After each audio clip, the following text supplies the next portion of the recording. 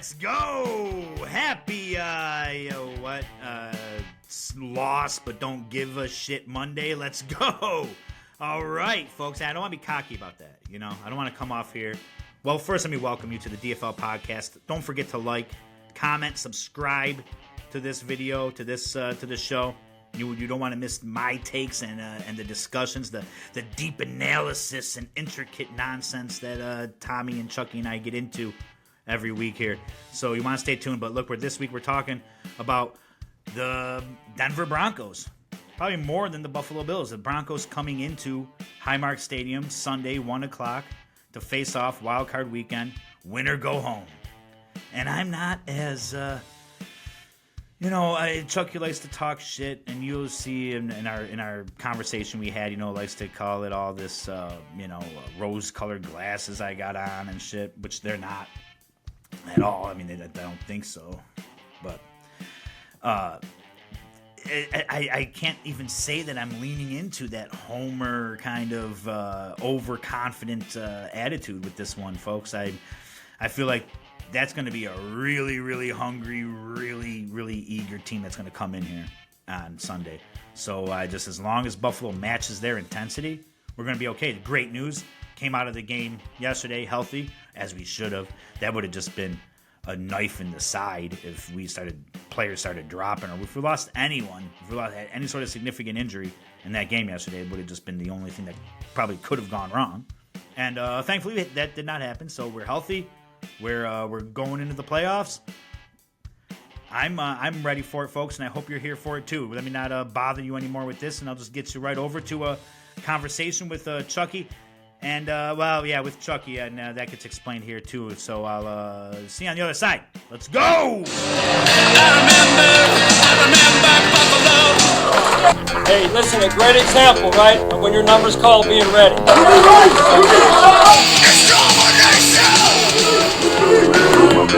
DFL Football 25.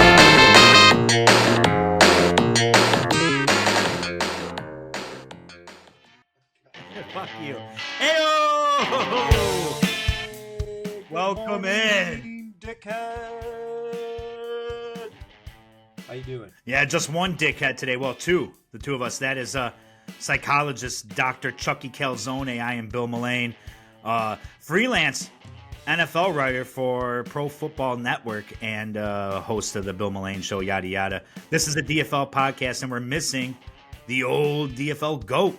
And throw some prayers up for the old man who's in the hospital.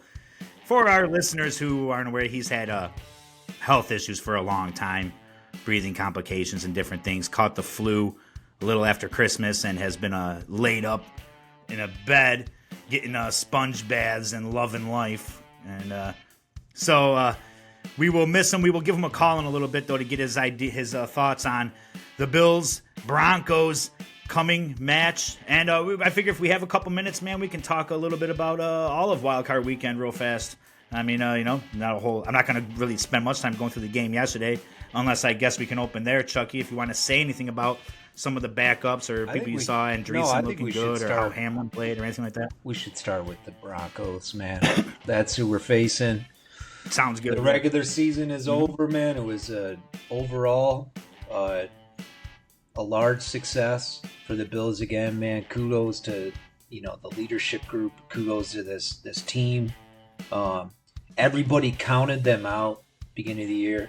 Like countless NFL talking heads said that the Bills window was closed. They wouldn't even win the East. So many people out there were picking the Jets, the Dolphins, and both of those teams are jokes today. All right. Gotta love that, huh? I mean, just quickly about that. I think the Jets are interviewing Rex Ryan again, and who's the guy from the Titans again? What's his name? Mike Vrabel. Mike Vrabel. And Vrabel might go to the Patriots too. Like, that's another joke of a franchise right now. There was a clip. You remember that? I was surprised they fired Mayo this morning. I was not surprised. That guy was a mess. Huh. Called out his team after the first couple of weeks. One and done. Yeah, I don't know, man. Yeah. I thought it was a joke. And then Tyreek Hill. I thought they'd give him another year, but Tyreek Hill. I know, I saw that, huh? Saying that he wants out. Yeah. Like, man, Yeah. the division is a. Did you see that? Dumpster fire right now. The division is a dumpster fire. So, I mean, what a beautiful time to be alive and be a Buffalo Bills fan, man.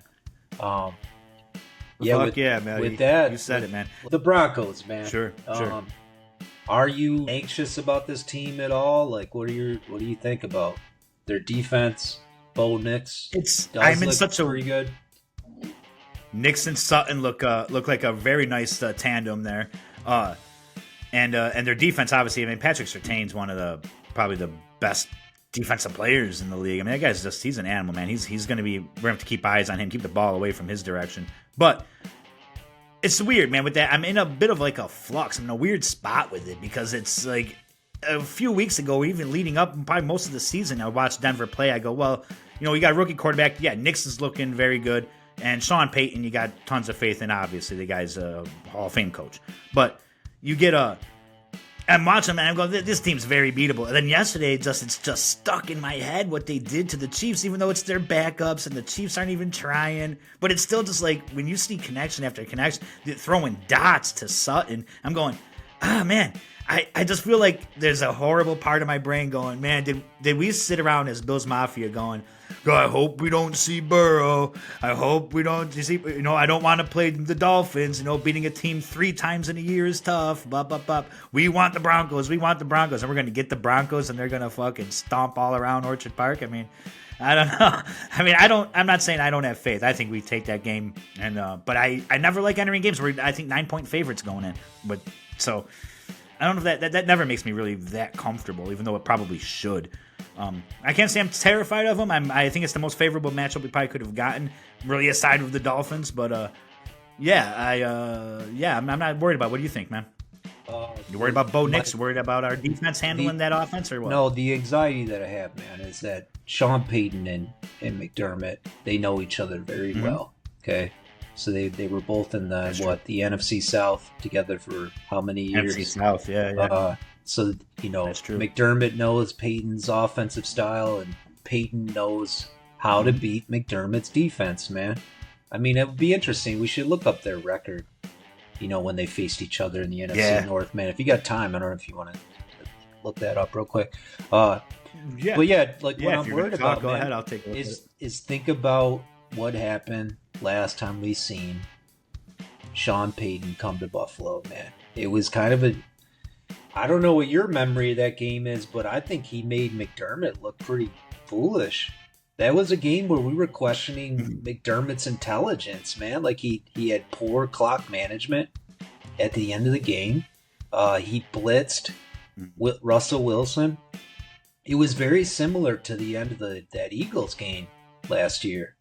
Where McDermott had like an all-out blitz when the game was on the line, like when Denver was driving down the field. And I'm a little bit worried about like Sean Payton's offensive scheme versus our defense. Because just recent history, recent stats, that is what happened. Russell Wilson. One thing I found real quick though too is that actually Peyton and McDermott are 1-1 as far as Bills Saints matchups went. No, I'm talking about Panthers versus the Saints, man. Right. No, I know back when he was with the Panthers, I understand, but I'd say what I was able to pull up real fast and found was just that. So it's like, well, at least as far as when he's been the head coach of the Bills, they're split. Of course, I mean, who was the last time we played the Saints, though? Last time Buffalo played the Saints, I can't remember. But was Breeze still there even? I don't know. So as defensive coordinator, McDermott was 5-5 against the Saints. So okay, it's a coin flip, man. So he's been 50% against Peyton his whole life, his whole career. It looks like it. So that makes me even a little bit more nervous. There's a Josh Allen factor, but we had Allen last year, man, when we played them, and that was in Buffalo against Russell Wilson, man. That was a car accident. You're talking about the Broncos game? Yeah. Yes. Yeah, that's the one that we lost with the 12 men on the field. Yes. Wasn't it? Yeah, but do you remember that drive though at the end though? Like the Bills defense was blitzing sending the house, and then Wilson kind of just drove down the field, man, got him in field goal range.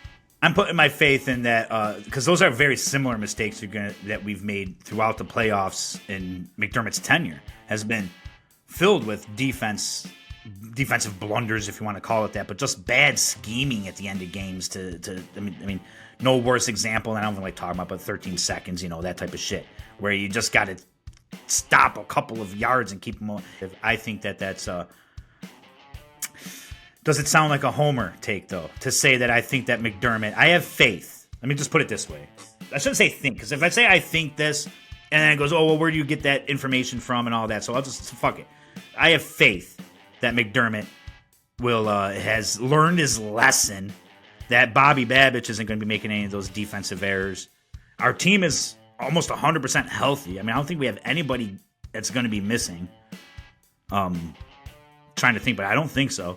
So I have faith that that's not the same story this year, man. That this is the year the story changes, and at least on the defensive side. So you worry about, well, you don't worry, but you say they put it in the hands of the offense to win the game, and I think Allen can put on a fucking clinic against Denver. Well, I'll back up your little rosy-eyed, rosy glasses. Yeah, go for it.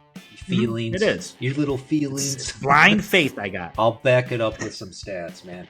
So your little feelings are not so far off from what could happen here, because McDermott is 9-4 in the regular season against rookie quarterbacks, and he's 2-0 in the playoffs against rookie passers. So, I mean those rookies though are that Mac bodes Jones, well for my rose-colored glasses.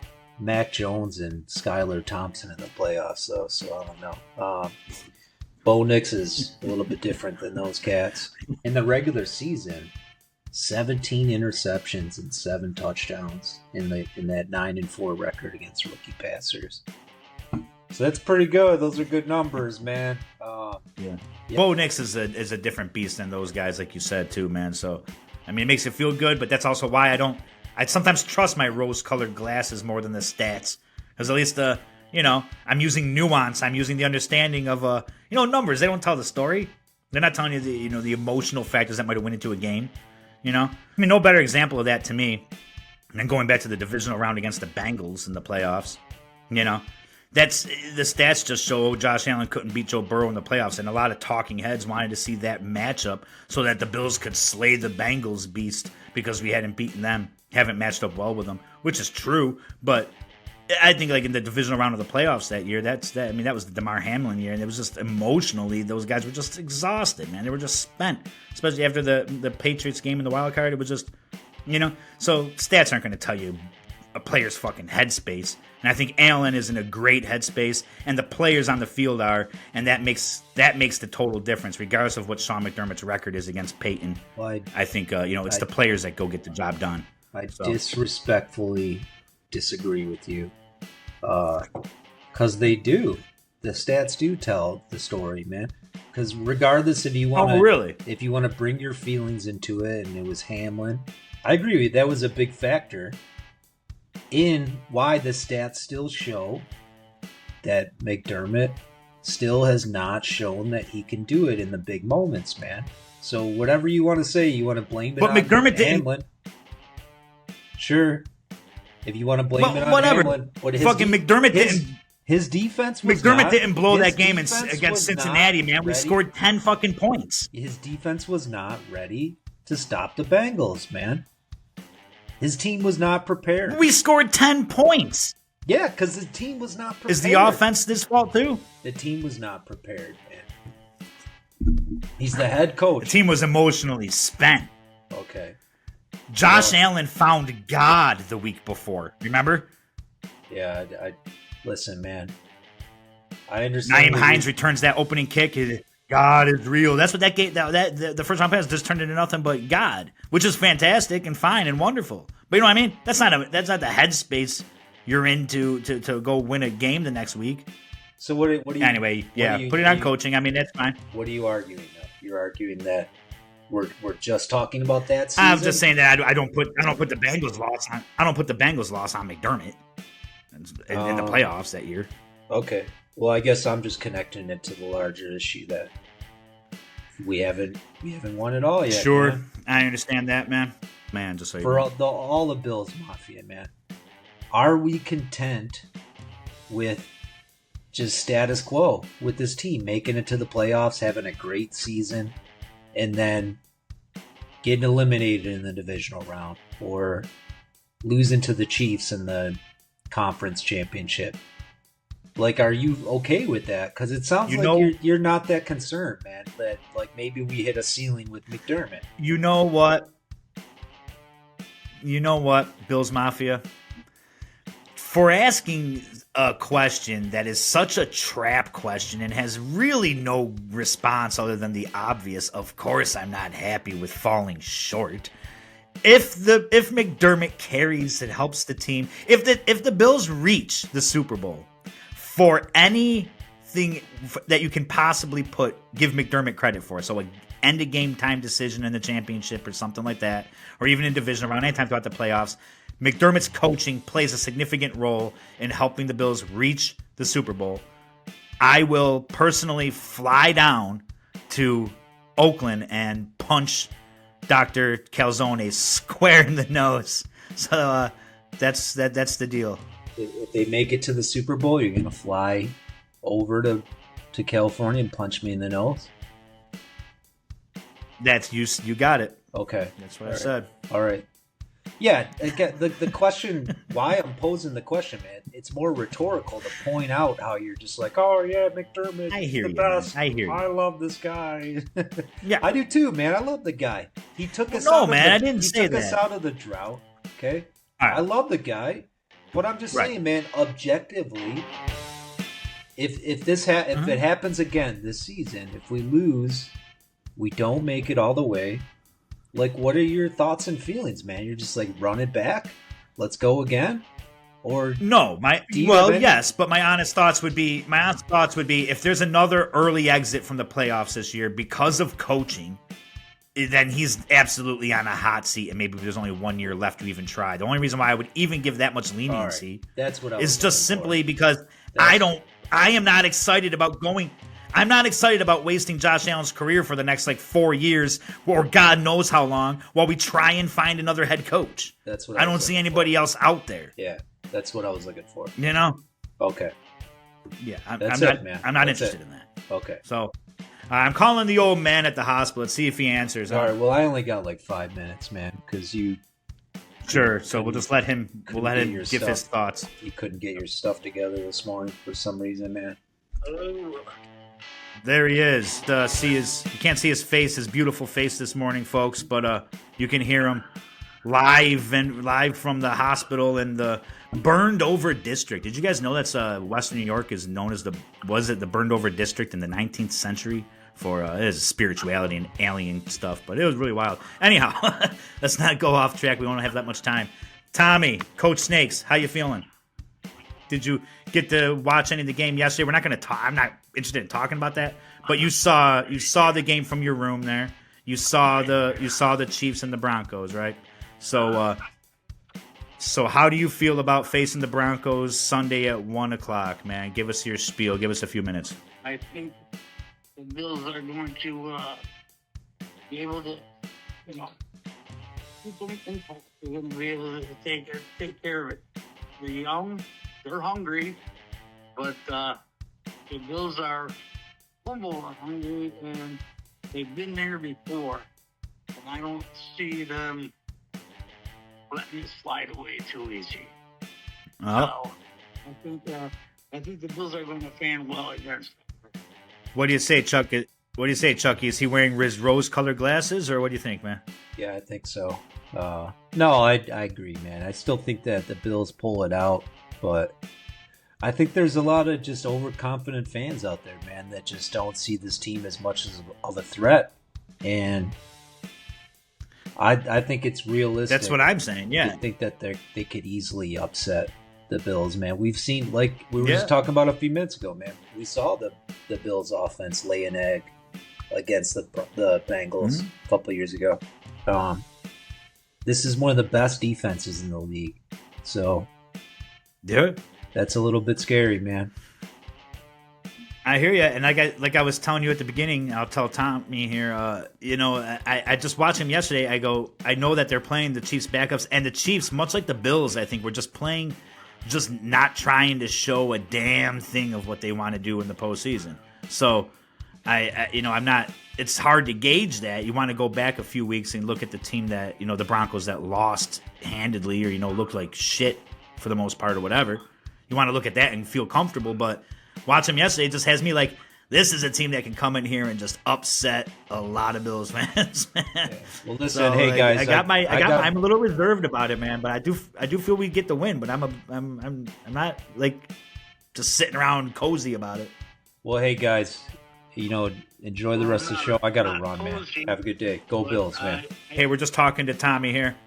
And I'll keep you on for another minute, but this podcast will just turn into me staring at the screen with the phone on, and no one's going to put on a podcast to watch someone on a phone call. So go ahead, Tommy. Give us a rounded out thought there, real quick, man. Well, Denver looked sharp, and they looked everything. But like I say, they weren't playing against the top performance of the Kansas City defense, and that's just it.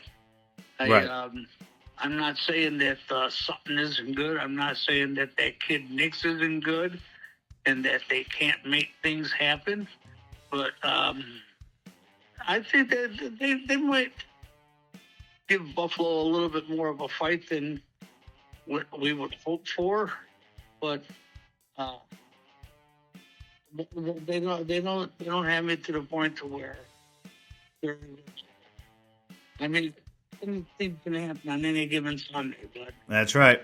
I don't think that they're going to. I don't think they're going to do it. I think Buffalo's going to win this first round at least. All right. Oh, and thank you so much. Even though Tommy had to dial in from the hospital, and Chucky had to run. Of course, I mean, we do these as quick as we can around our free time. You know why, people? Because we love football. We're passionate about the Bills. And I got a bunch of work and other shit I got to do. My daughter got called off of school today because there was power outage at her school. I'm up, I'm getting ready, just about to wake her up. It's 6:30 in the morning, and then bing, power outage. So let the little shit sit there in the cold, in the dark. Who cares? Anyway, they don't do that. I guess that's probably against the law or something. So they kept her home, and now she ran across the street to her friend's house. They're playing games over there. But it just throws a wrench in the works, and things get, my time is limited. And Chucky, the psychologist, like I told you here, I'm not busting balls and giving you a crazy name. That's what the guy does. And he's got a schedule. He's busy. And the old man's in the hospital. I mean, this is a little all over the place today, folks. But, every episode of the DFL podcast is a little all over the place. So don't forget to like, comment, and subscribe, and watch and hang out and figure out, or watch and hang out and listen and be a sick little voyeur, kind of along for the ride, watching what this show transforms into. Because really, we don't even really know yet. We have so much more in store, so much more planned for this show than just a few bozos sitting around spitting ball. But it hasn't we haven't untangled everything just yet. So while we bring you these things because we love the sport so much and love the Bills, you work with what you got so far. And so that's what I was going to say in the episode, and I forgot what it was. So listen, people. When I made the threat to go punch Chucky in the nose, the point of that was supposed to be, if this video gets 1,000 likes, or it wasn't going to be anything about McDermott getting to the Super Bowl. I don't want to do that. I want something more tangible. I want to punch that guy in the nose. So, get us 1,000 likes. Get us 1,000 subscribers would be more important. So, this video, when the DFL podcast hits 1,000 subscribers, I will fly out to Oakland, California and punch Charlie in the nose. All right? You got my word, Bills Mafia. And I'm looking forward to it. So, don't let me down. Like, comment, subscribe. And stay tuned, man. I can't wait till the playoffs. This is when this show is going to get really fucking good by next week. You don't want to miss it. So stay tuned, stay posted, stay subscribed. Love you all. Be good. Let's go, Buffalo!